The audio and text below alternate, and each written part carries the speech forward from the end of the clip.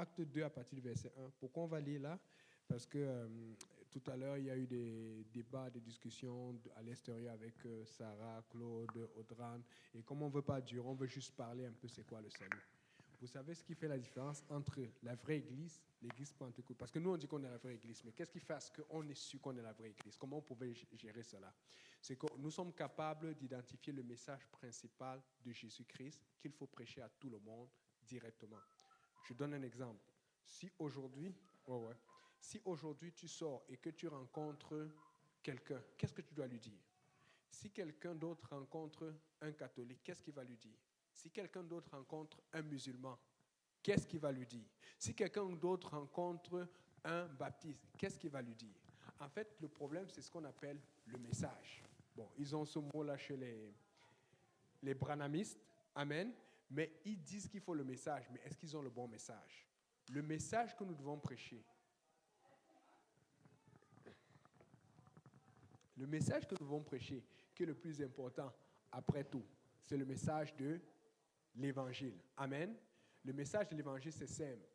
La mort, l'ensevelissement et la résurrection de Jésus-Christ. C'est le seul message qu'il faut prêcher. C'est le message le plus important. Mais maintenant, comment il est mort? Comment il est enseveli? Comment il est ressuscité? Amen. Pourquoi je dis comment? Parce que si nous suivons l'exemple de Jésus-Christ, nous allons être en paix avec Jésus-Christ, nous allons pouvoir le suivre. Amen. Et maintenant, la mort de Jésus-Christ s'identifie à notre repentance. C'est pour ça que nous devons demander pardon. Quand on dit nous devons mourir, c'est en fait que tu dois mourir psychiquement ou psychologiquement. C'est-à-dire que tu dois mettre dans ta pensée que ce que je voulais n'est plus important. C'est ce que Dieu veut qui est important. Amen. Et quand tu mets cela, parce que nous avons une forte volonté. Nous voulons des choses. Amen. Je sais de quoi je parle parce que quand il y a 15, 16 ans, quand je n'étais pas encore chrétien, je voulais des choses. J'étais ambitieux. Une chance que Dieu m'a rattrapé, parce que sinon je ne serais pas parmi vous là. Amen. Peut-être que je suis même déjà mort, parce que tu veux souvent des choses, mais ça t'amène loin. Amen. Donc, Jésus-Christ est mort. Mais comment nous mourrons? Parce que nous nous repentons. Nous demandons pardon à Dieu pour notre passé. Seigneur, je mentais, je ne mens plus. Je trichais, je ne triche plus. Amen. Et on a beaucoup d'exemples. On a beaucoup de gens dans l'église qui étaient, vous voyez, ils avaient les rastas jusqu'ici, ils avaient des cheveux rouges, noirs, des choses qui montrent qu'il manque d'humilité. Je me rappelle quand on évangélisait Vendredi, quand on le connaissait, quand le frère Alexis m'avait présenté à lui, Vendredi il avait des boucles ici, là.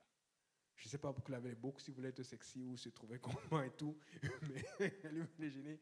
Et chaque fois qu'il mettait les boucles, il mettait des... Comment tu appelles ton capuchon que tu mets sur la tête là? Mais je disais, qu'est-ce que les hommes font avec le foulard? Une femme, tu peux comprendre. Mais pour lui, il se trouvait beau, il se trouvait à la mode. Et tu voyais voir sa démarche qui était. Amen.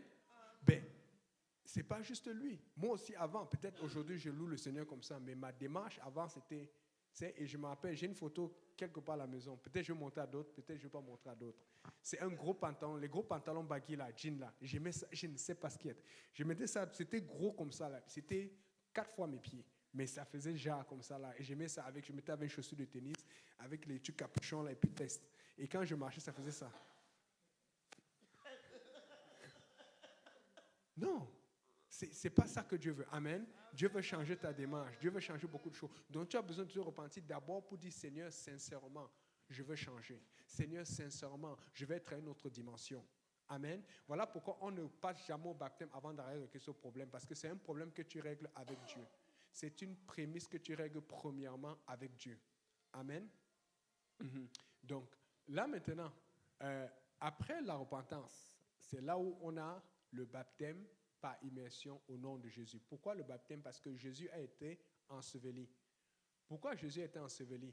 Parce que il est mort. Quand tu es mort, tu dois être enseveli. Amen. Parce que si tu n'es pas enseveli, qu'est-ce qui se passe? Tu vas sentir. Je me rappelle, je donnais une étude biblique il y a 8 ou 9 ans quelque part. Et puis, celui de l'étude m'a dit que la police était venue parce qu'il y avait une personne qui était portée disparue, on ne savait pas. En fait, c'est une personne âgée qui était morte dans l'immeuble, mais on ne se rendait pas compte qu'elle n'avait pas eu d'assistante. On s'est rendu compte qu'elle est morte, bon, naturellement, de maladie, mais personne ne savait parce que ses parents, non, sa famille, ses enfants ont commencé à s'inquiéter et puis on a envoyé la police chercher et on l'a trouvée morte. Mais comment on a su, comment on a eu l'indice? C'est parce qu'il commençait à y avoir une odeur. Okay. Il commençait à avoir une odeur qui n'était pas normale. Et vous savez que quand quelqu'un meurt, ça sent mauvais. Donc, c'est pour ça qu'on enterre, parce que quand on enterre, non seulement on est protégé de l'odeur, mais aussi on est protégé des bactéries, parce que tu sais que quand tu meurs, le corps se décompose. Amen. Alors, qu'est-ce que Dieu a fait alors pour nous, l'équivalent? Il a dit que l'équivalent, ça veut dire qu'on va être enseveli dans l'eau.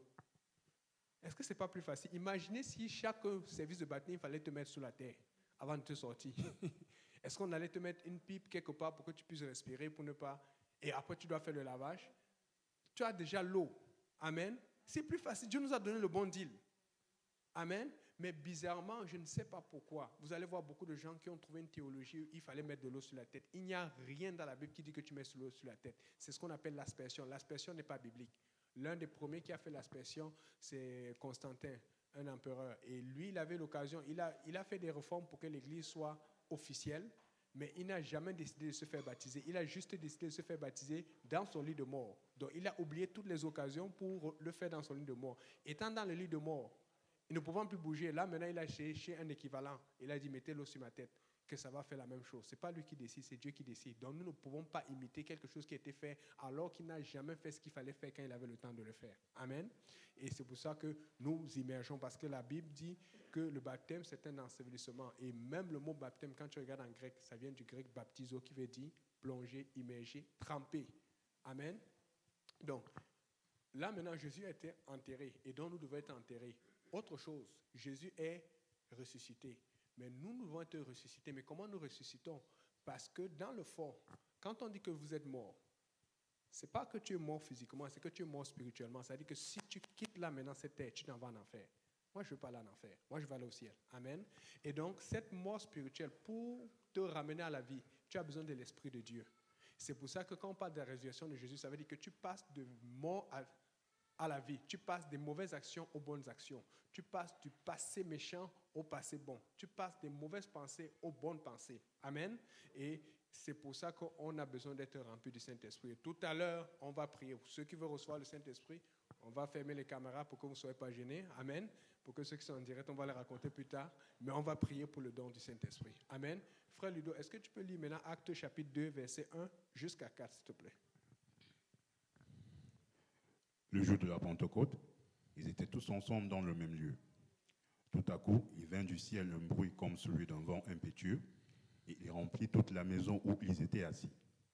Des langues, semblables à des langues de feu, leur apparurent, séparées les unes des autres, et se posèrent sur chacun d'eux. Et ils furent tous remplis du Saint-Esprit, et se mirent à parler en d'autres langues, selon que l'Esprit leur donnait de s'exprimer. Ok. Le jour de la Pentecôte, comme j'expliquais hier à Christopher, ça vient du grec penta, qui veut dire 50, donc 50 jours après la mort ou la résurrection de Jésus-Christ. Amen. Donc, 50 jours après cela, il y avait une fête qu'on appelait la Pentecôte. Or, c'était une fête de réjouissance. Et c'est ce jour que Dieu a décidé de verser son Saint-Esprit. C'est pour ça qu'on s'appelle pentecôtiste. Quand on s'appelle pentecôtiste, ce n'est pas pour dire qu'on est anti les autres. Non, c'est parce qu'on veut dire on veut revenir à l'église universelle, à l'église comme ça a commencé au départ. Et donc, maintenant, beaucoup de gens dans des églises baptistes ou ailleurs disent que le courant biblique, c'est ce qu'ils prêchent. Le courant biblique, c'est ce qui a été prêché le jour de la Pentecôte. Et donc, ils commencent à juger cela alors qu'il faut juste lire dans la Bible, qui est la même pour tout le monde. Amen. Donc, là maintenant, on voit un jour où le Saint-Esprit tombe. Et la Bible dit que quand le Saint-Esprit est tombé, qu'est-ce qui s'est passé? Il se mit à parler en d'autres langues. Mais aujourd'hui, pour aller à l'encontre des faux enseignements qui se font, ils disent que quand tu reçois le Seigneur Jésus dans ton cœur, tu as reçu le Saint-Esprit. Je ne vois ça nulle part dans la Bible. Amen. Même si tu trouves un seul verset dans la Bible qui dit « Reçois le Seigneur Jésus, tu seras sauvé », tu me montres. Il y a un verset qui dit « Si tu confesses le Seigneur Jésus ». Mais dans ce verset, on parle d'un verset qui est donné dans le livre de Romains, dans le livre qui est adressé à l'Église, c'est-à-dire qui est adressé à des gens qui sont déjà baptisés, qui sont déjà repentis. Amen. Je vais vous montrer un autre verset, Acte 16, verset 30. Est-ce que tu peux lire Acte 16, verset 30?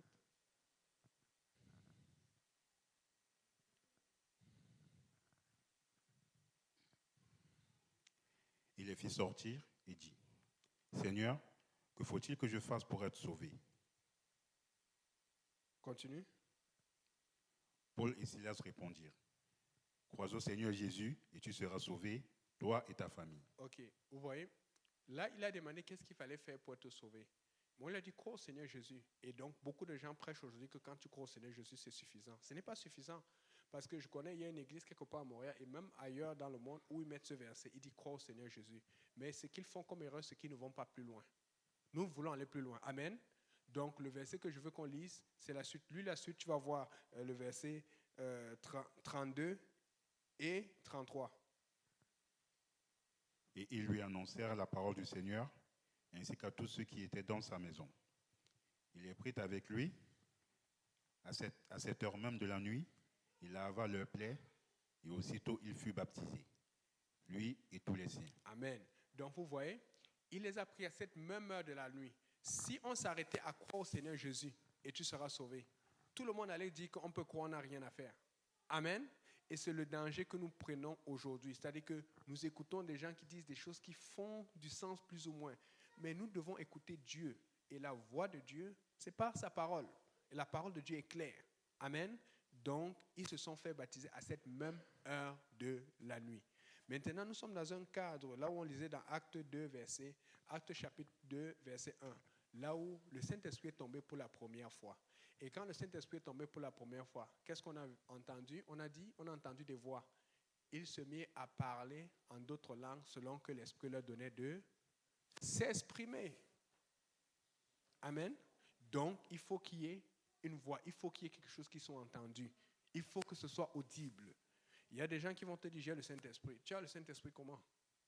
Comment on peut savoir? Parce que c'est Dieu qui a donné ce signe afin que nous sachions que quelqu'un a reçu. Amen. Mais comment nous, on va savoir que tu as le Saint-Esprit? Comment on va identifier? Parce qu'il faut comprendre que la Bible dit que l'Église grandissait. Mais pour que les apôtres puissent identifier que l'Église avait grandi, ils allaient voir leur maturité. Ils allaient voir, est-ce que tu as été baptisé du Saint-Esprit? Est-ce que tu as été baptisé au nom de Jésus? Et nous allons poser les mêmes questions qu'ils vont poser. C'est-à-dire, si je rencontre quelqu'un en route, là maintenant, et que je lui demande comment je vais savoir, ou qu'est-ce que tu as fait? Quelle est ta religion? Est-ce que ta religion est biblique? Nous allons poser la même question que Paul et les autres ont posée. Regardez un cas typique, là où des gens étaient même déjà baptisés. Ça veut dire que si tu es déjà même baptisé, mais que ça n'a pas été fait comme les apôtres l'ont dit, au nom de Jésus, tu dois le refaire. Lis Acte 19 à partir du verset 1. Et tu dois le refaire de la bonne façon, bien sûr. Pendant qu'Apollos était à Corinthe, Paul, après avoir parcouru les hautes provinces de l'Asie, arriva à Éphèse. Ayant rencontré quelques disciples, il leur dit, « Avez-vous reçu le Saint-Esprit quand vous avez cru ?» Ils lui répondirent, « Nous n'avons même pas entendu dire qu'il y ait un Saint-Esprit. » Il dit, « De quel baptême avez-vous donc été baptisés ?» Ils lui répondirent, « Du baptême de Jean. » Alors Paul dit, « Jean a baptisé du baptême de repentance, disant au peuple de croire en celui qui venait après lui, c'est-à-dire en Jésus. » Sur ces paroles, il fut baptisé au nom du Seigneur Jésus. Continue. Lorsque Paul leur eut imposé les mains, le Saint-Esprit vint sur eux. Et ils parlaient en langue et prophétisaient. Amen. Donc, écoutez bien la question de Paul. Là, Paul rencontre des gens, des disciples. Ils s'appellent des disciples, donc ce sont des croyants, des gens qui croient en Dieu. Donc, il s'attend que si vous croyez en Dieu, il y a quelque chose que je dois vérifier. C'est l'apôtre Paul. Amen. Mais pour s'assurer que leur foi est bonne, il dit, est-ce que vous avez reçu le Saint-Esprit quand vous avez cru? Donc, il comprend que si tu crois, tu dois recevoir le Saint-Esprit.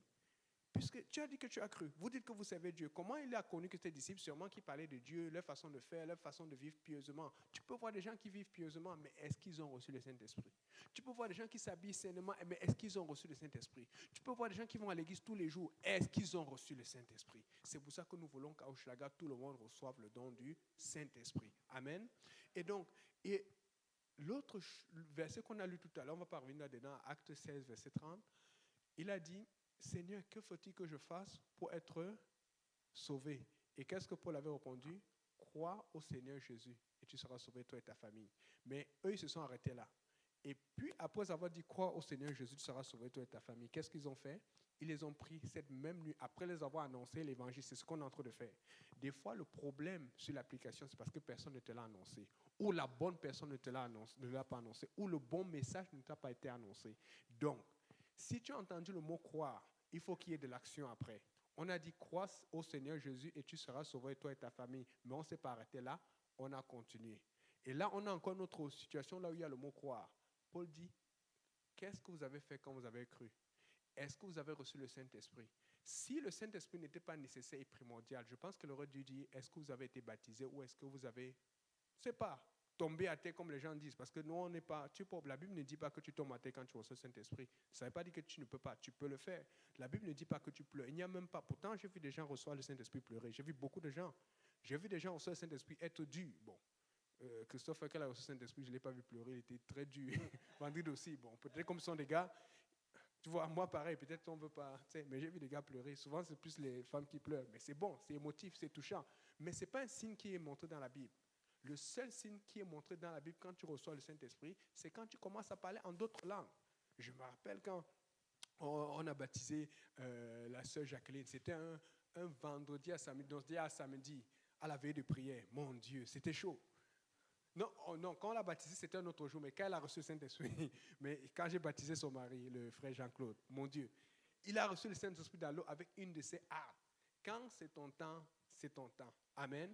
Et la Bible dit maintenant, quand Paul a identifié cela, et il a dit, est-ce que vous avez reçu le Saint-Esprit quand vous avez cru? Ils ont dit, nous n'avons même pas entendu dire.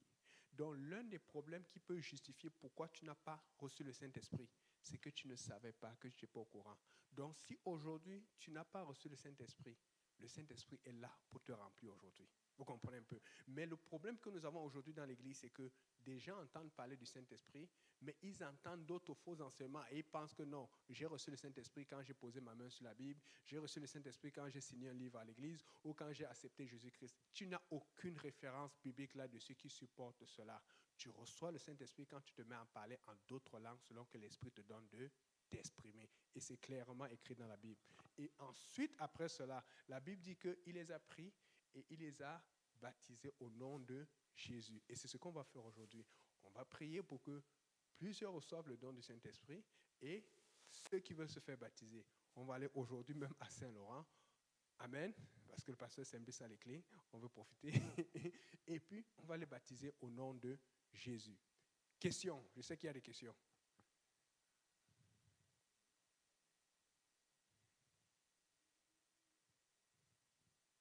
L'autre chose, la question qui vient souvent là, je vais le dire. Ah, ben moi j'ai été baptisé au nom du Père, du Fils et du Saint-Esprit. Le baptême au nom du Père et du Saint-Esprit n'est pas biblique. Pourquoi? Oui. Oh, ok. Premier argument que je vais te donner. Ouais, vas-y, repose ta question à haute voix pour qu'on t'entende.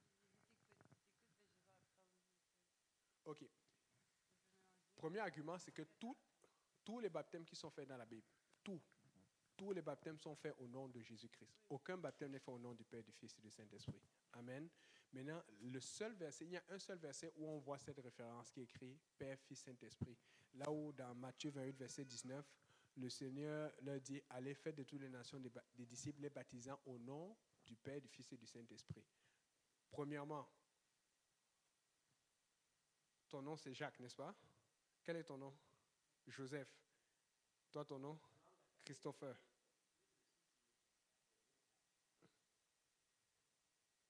Le plus important, c'est que ça doit être au nom de Jésus-Christ. Ouais.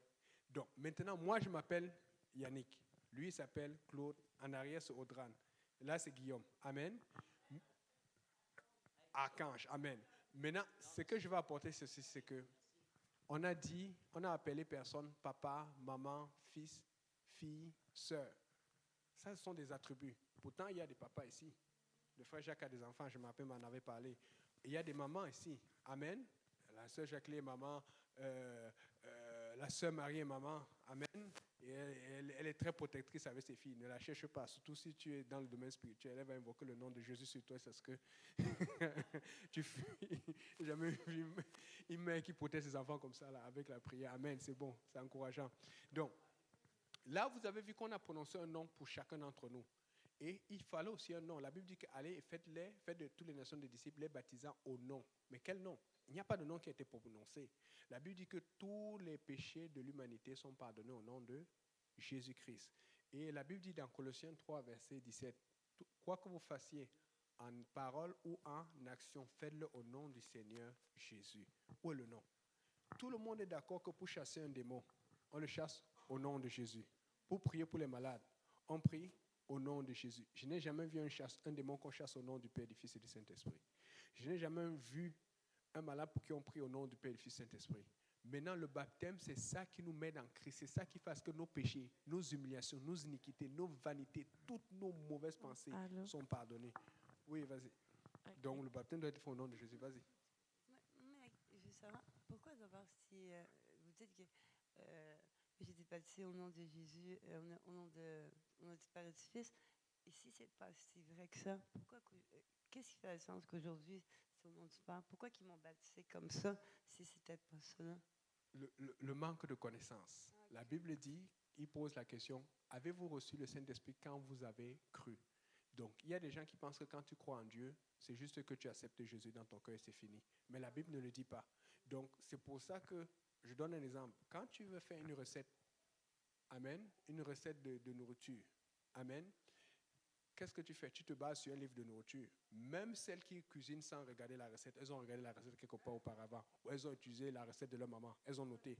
Et puis la recette, le livre de nourriture est la référence pour vérifier. Un peu comme les lois de ce pays. C'est ça qui permet de t'envoyer en prison si tu as mal fait ou de ne pas t'envoyer en prison si tu as bien fait. Amen. Maintenant, le livre de recettes pour Dieu, c'est quoi? C'est la Bible. Mais quand tu vas dans la Bible, tu ne vois aucune recette qui montre qu'on a baptisé quelqu'un au nom du Père, du Fils et du Saint-Esprit. Tous les baptêmes dans la Bible sont faits au nom de Jésus. Et donc, pour vérifier et s'assurer qu'on est en paix avec Dieu, pour avoir fait comme il fallait, qu'est-ce qu'on fait? On fait selon Dieu. Moi aussi, j'ai déjà été baptisé au nom du Père, du Fils et du Saint-Esprit. Mais je me suis fait rebaptiser au nom de Jésus. Et je suis en paix. Ce soir, on va te baptiser, ma soeur, au nom de Jésus. Amen. Alléluia. Amen, amen, amen, amen. Alléluia. Le Seigneur est bon. Donc, c'est ça. Donc, on va se lever. Comme je dis, on ne va pas être long. Le frère Saint-Bis va venir pour prier, pour conclure. Comme ça, on va fermer le direct. Et puis, on va prier. Et puis, comme ça, on va aussi pouvoir servir à manger ceux qui veulent manger. Et puis, on va avoir le temps de fraterniser aussi un peu. Amen. Alléluia.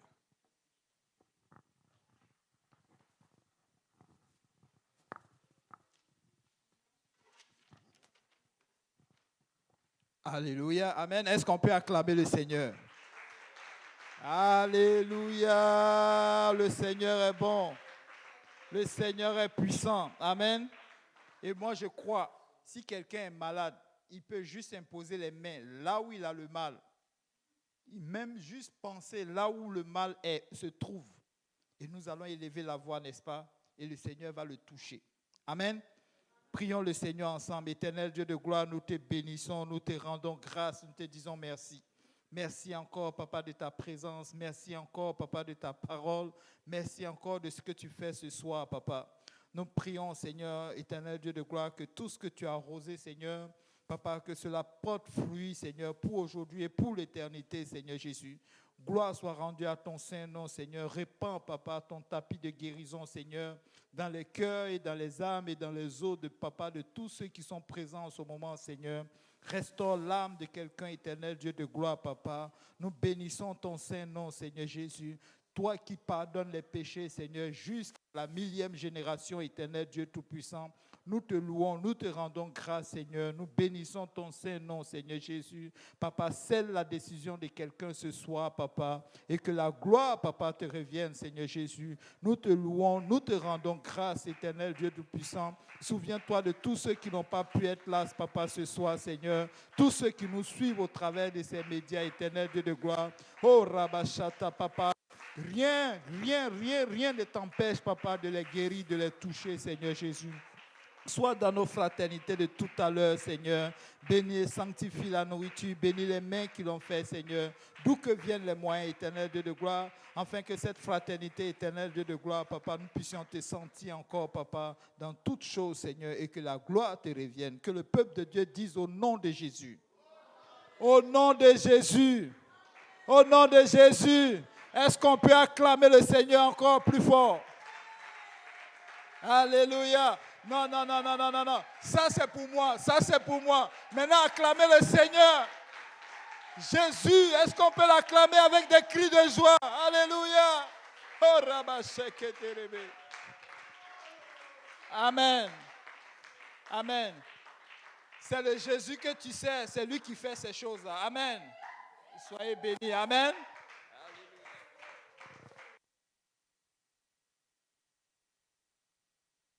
Il y aura un petit rafraîchissement en arrière. Donc, les sœurs vont s'occuper. Donc, si vous pouvez commencer à juste fraterniser ensemble. Bonjour, mon frère, ça va bien? Mon nom, c'est Cécile. Mon nom, c'est Ange. Voilà, ça, c'est bon. Oui, c'est ça. Servez-vous, mangez. Pendant que nous, on ferme les caméras, on s'en va pour le baptême directement à l'église. Amen. On va prier à l'église. Bye.